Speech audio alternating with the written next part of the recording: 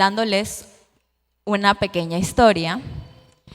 Esta historia empieza con un chico que vive en el campo, ¿verdad? Y entonces este chico, como todo hijo, porque él vivía con sus padres, él tiene responsabilidades dentro de su casa. Estas responsabilidades eran cortar leña, no sé, alimentar los animales. Dentro de su hogar quizás le tocaba barrer, le tocaba fregar. Y él tenía responsabilidades con sus padres. Pero había algo en él. Él no le gustaban estas responsabilidades. Él simplemente no le agradaba cumplir con estas responsabilidades. Y un día él decidió agarrar su ropa, agarrar el dinero que tenía ahorrado e irse de casa. Él decidió irse y dijo, no quiero cumplir con estas responsabilidades, no quiero hacer lo que mis padres me dicen, pues me voy de la casa y me llevo lo que tengo. Se fue. Pasado días, pasado semanas, pasado un tiempo, entonces el chico se le empezó a agotar el dinero, empezó a pasar frío, empezó entonces ya no tenía ni dónde dormir. Y como cualquier hijo que ha salido de su casa y está pasando por esta situación, él lo hizo, llamar a su papá. Claro, ¿no? Porque cuando tenemos un problema, ¿a quién vamos? A nuestros padres. Entonces él llamó a su papá y lo primero que le dijo fue, papá, ¿me perdonarías? ¿Puedo regresar a casa? Y el padre, lo primero que hace un padre siempre, a pesar del error que hayamos cometido nosotros como hijos, es amar a su hijo. Y él le dijo, nosotros te amamos muchísimo, nosotros te extrañamos muchísimo. Claro que puedes regresar a casa, puedes venir a casa. Pero cuando vengas, pasa por leña, corta unos troncos y lo traes a casa que lo necesitamos. Entonces pasaron unos días y el papá llegando a casa pudo ver a su hijo cortando la leña como el papá le había dicho. Pero había algo diferente en él. No solo estaba cumpliendo la responsabilidad que el padre le había dado, sino que había cambiado en algo en él. Estaba sonriendo mientras que hacía su responsabilidad. Disfrutaba el hecho de hacer lo que el padre le había mandado. El padre notó en él que había experimentado un cambio. Era una persona transformada, una persona diferente. Y con esta historia quiero empezar el tema de hoy, que es la conversión. Y quiero definirles esta palabra, que es acto por el cual volvemos del pecado. Estábamos en pecado, nos volvemos de él hacia el Señor para el perdón de estos pecados. Y la definición de la palabra conversión es volverse, dar la vuelta. La conversión incluye más que solo un cambio de pensamiento, más que un cambio de parecer. Envuelve todo lo que nosotros nos conforma, todo lo que nosotros nos hace ser una persona, todo nuestro ser. Y dentro de nuestro ser podemos encontrar nuestros deseos, nuestro espíritu, nuestro estilo de vida, vemos nuestra propia voluntad. Todo esto incluye la conversión. No es solo un cambio de pensamiento, no es que en este momento tengo este pensamiento, tengo esta filosofía, creo en esto y ya mañana cambio. No incluye solo eso, sino que incluye todo lo que nosotros nos forma como una persona, desde el interior hasta el exterior. Es un cambio espiritual completo. En Juan 5:24 lo define como pasar de muerte a vida. El cambio espiritual no es el mismo que producen otros tipos de conversión. Porque claro, como ya lo dije, nosotros podemos cambiar nuestro pensamiento, podemos cambiar un punto de vista diferente al que teníamos. Nosotros podemos decir, esto puede incluir la política, la moralidad, o sea, muchos temas. Recuerdo que cuando yo estaba en la escuela, yo era el pastor lo sabe porque él ya me ha escuchado dar esa parte de, esa historia de mí. En la escuela yo no me portaba mal, pero me gustaba mucho el desorden. Y el que busca desorden, busca amigos que le compartan el desorden. Entonces yo era muy desordenada dentro de la escuela, tenía compañeros que éramos muy desordenados. Entonces, cuando nosotros nos íbamos, dizque juntos, dizque vamos en bus. Y nos íbamos en bus juntos y lo cool, lo pretty era gritar, era alzar la voz y que la gente se nos quedara caminando como, ¿qué rayos le pasa a estos muchachos? Eso era lo pretty, o sea, el que hacía eso estaba dentro del grupo, lo integrábamos, eso era lo pretty dentro de nosotros. Llamar la atención, exacto. Nos encantaba llamar la atención en donde nosotros fuéramos. Pero mientras que yo fui creciendo, yo pude entender, yo fui madurando, yo pude entender que este comportamiento no era bueno. No era bueno que yo fuera en un bus donde está cerrado, donde la gente viene cansada de su trabajo, a yo hacer bulla y alborotar el asunto porque yo estoy con mi grupo de amigos. Entonces entendí que había que cambiar algo. Tenía que cambiar ese pensamiento que tenía que estar en ese asunto, ¿no? Entonces hubo una conversión, cambié mi punto de vista, cambié mi pensamiento a otro. Entonces puede haber muchos tipos de conversión, pero cuando hablamos de una conversión espiritual, en 2 Corintios 5:17, Pablo nos dice, de modo que si alguno está en Cristo, nueva criatura es. Las cosas viejas pasaron, he aquí, todas son hechas nuevas. Ahora, regresemos a la historia que le conté en un principio. El del chico que estaba en el campo, que no quería cumplir las responsabilidades, que en un momento decidió entonces regresar a su papá, pedir perdón y hacer nuevamente las responsabilidades que le habían dado.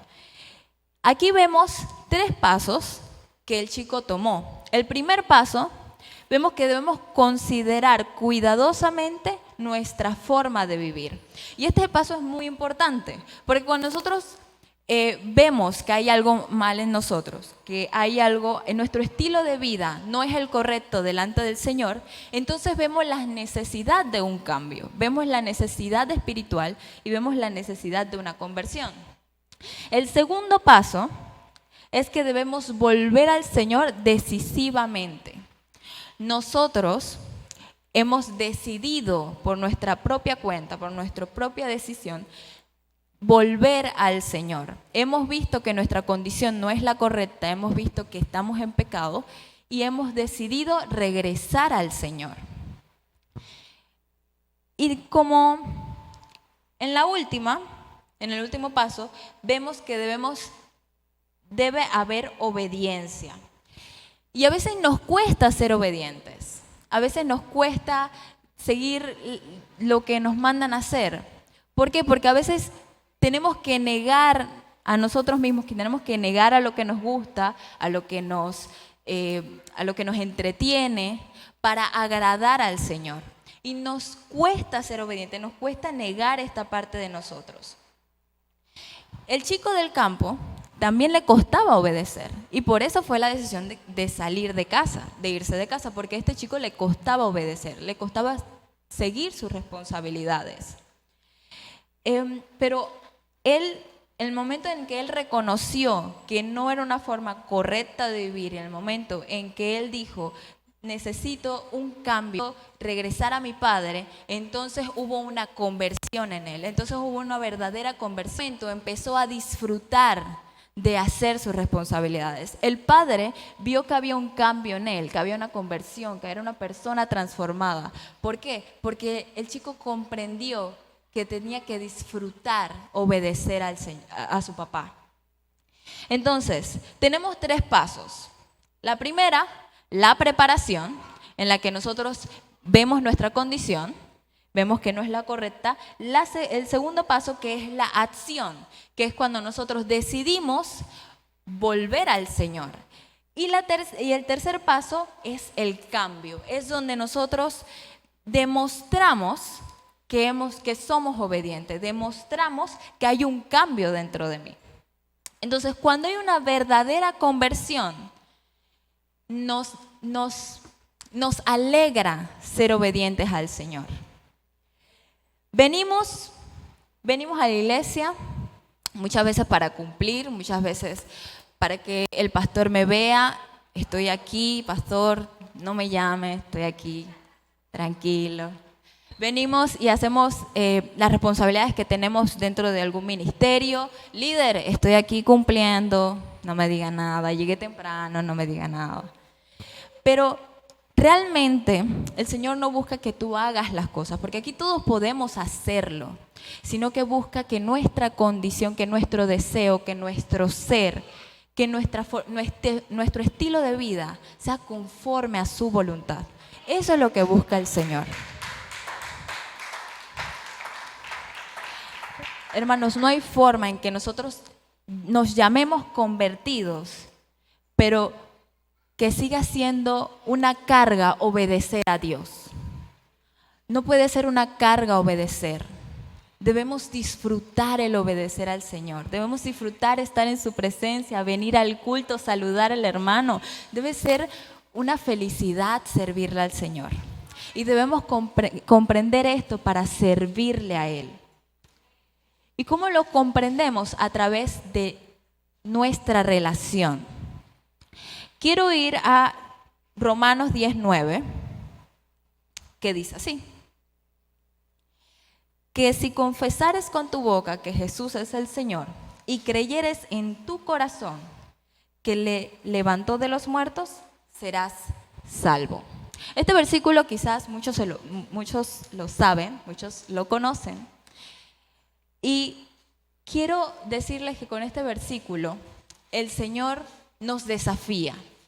La conversión es un desafío en nuestras vidas. La conversión no es solo una religión, no es solo un pensamiento, una filosofía en la que nosotros creemos en un momento, decimos, bueno, pienso que es correcto levantarme temprano porque me da mayor actividad durante el día. Levantarme temprano, desayunar temprano, hacer con responsabilidad todo lo que tengo que hacer durante el día, organizarme. Eso es bueno, yo creo en eso. Pero eso no es solo la conversión. La conversión no es solo saber lo que está escrito en la Biblia, saberse y reafirmar los 10 mandamientos, saberse con exactitud lo que dice el Sermón del Monte. Eso no es solo la conversión, eso no es solo la conversión en mí, sino que dice el versículo, que ya no está, se lo vuelvo a leer: creyeres en tu corazón que Dios se le levantó de los muertos. Creemos que hay una persona viviente, creemos que hay alguien vivo, que hay alguien que levantó de los muertos, que murió por nosotros, es alguien que es nuestro Señor y Salvador. Lo creemos de esta forma y ese es el punto del cristianismo, que el cristianismo no solo es un pensamiento, sino es una relación personal con Jesús. Porque dentro de esto hay una persona viviente, dentro de esto hay una persona que murió por mí. Y al creerlo me hace tener una relación con Él. Eso es parte de la conversión. Y por eso la conversión cristiana es diferente a otros tipos de conversión. Vemos en Hechos 16, del 16 al 34, pero voy a resumirlo un poco porque está bastante largo. Aquí vemos la historia de Pedro y Silas, que son encarcelados, y le ponen a un carcelero para que los vigile durante la noche. Pablo y Silas están cantando himnos a Dios. Y en medio de este momento empieza a sacudirse el lugar, empieza a darse un terremoto. Las puertas son abiertas, los presos son liberados y en ese momento el carcelero se levanta. El carcelero estaba dormido y él se levanta y él ve las puertas abiertas y él dice: ya, se acabó, todos los presos se fueron, me van a matar, esto va a ser una locura, no, que me metí en problemas. Pero entonces salió Pablo, y le dice, no, tranquilo, no te mates. El carcelero sacó su espada, estaba a punto de matarse. Y Pablo le dice, no, tranquilo, aquí estamos todos, ninguno se ha ido.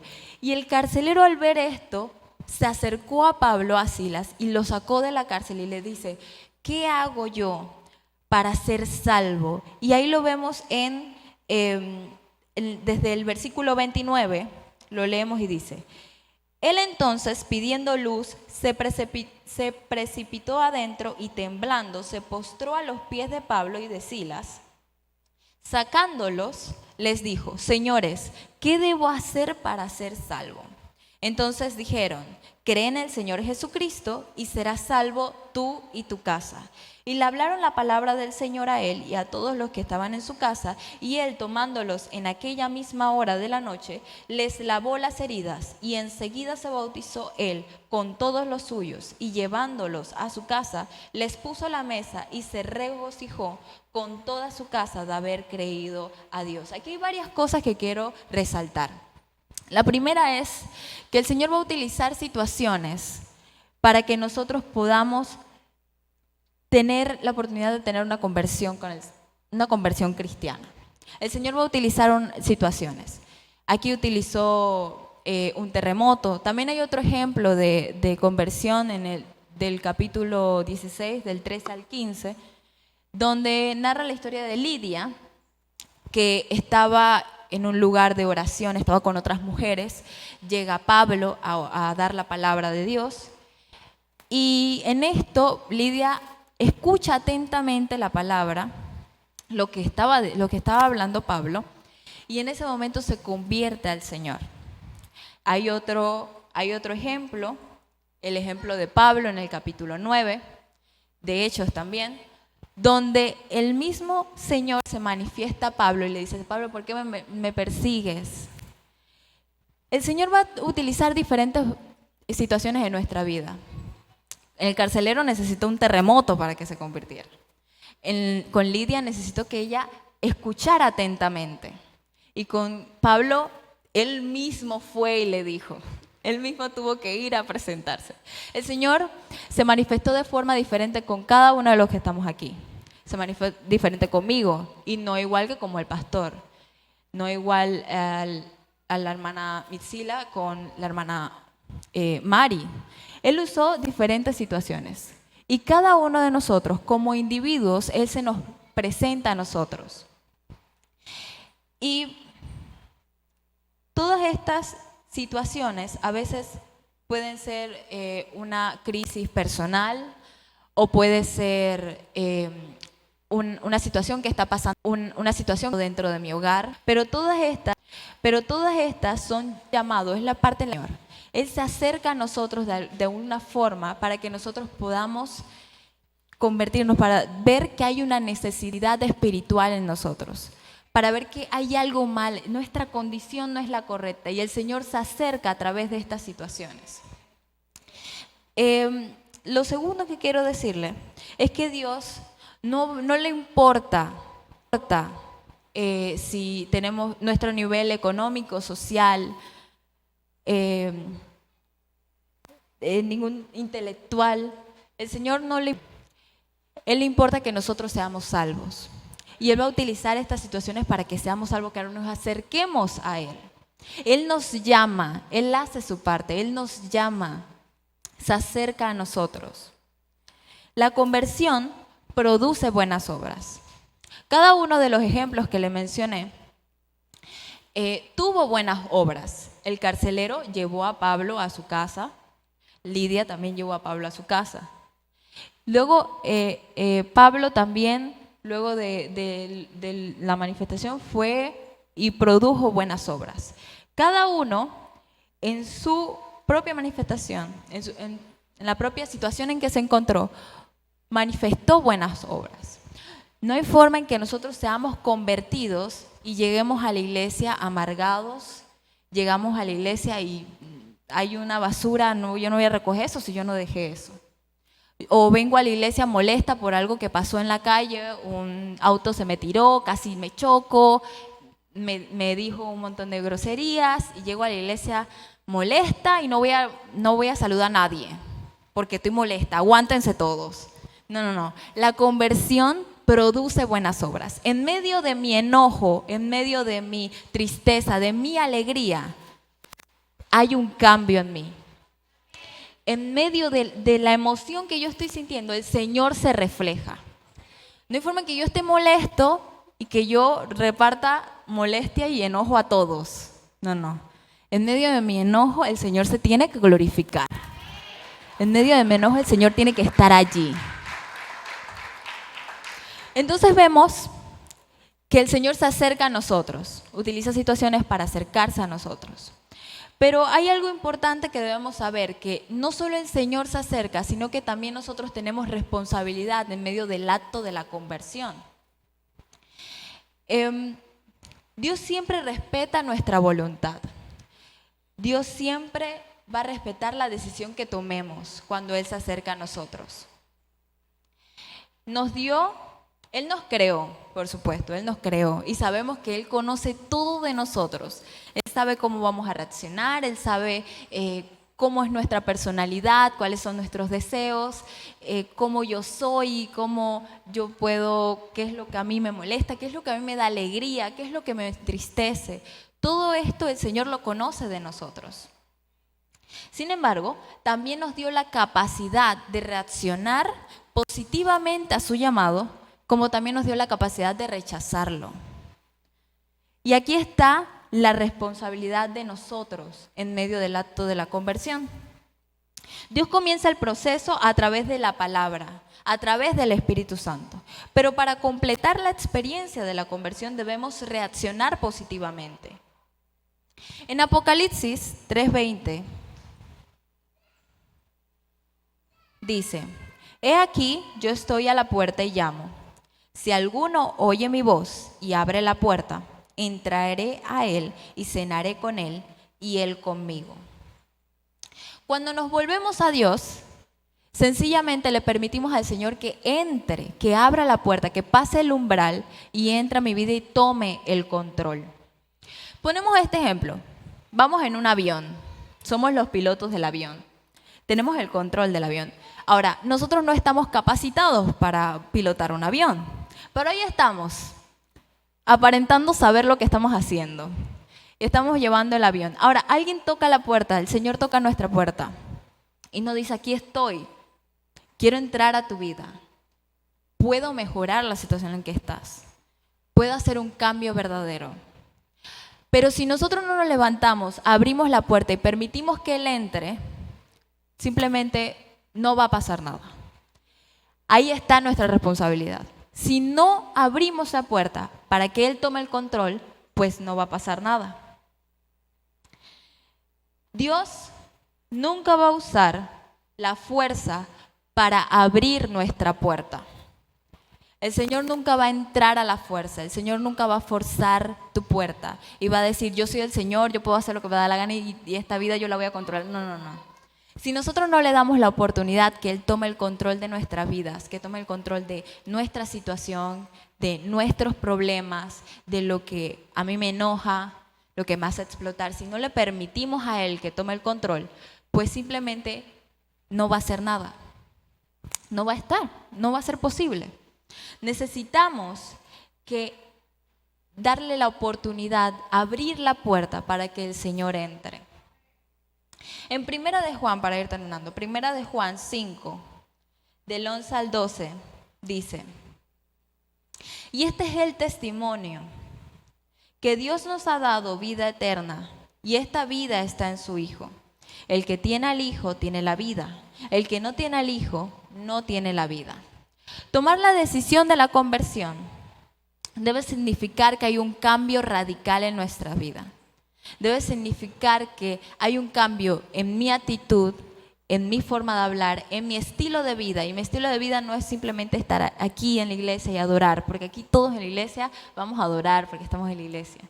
Sino que en la escuela, en la universidad, en mi trabajo, el Señor también pueda manifestarse, también pueda manifestarse a través de mí. Pueda yo, que los otros conozcan del Señor a través de mí.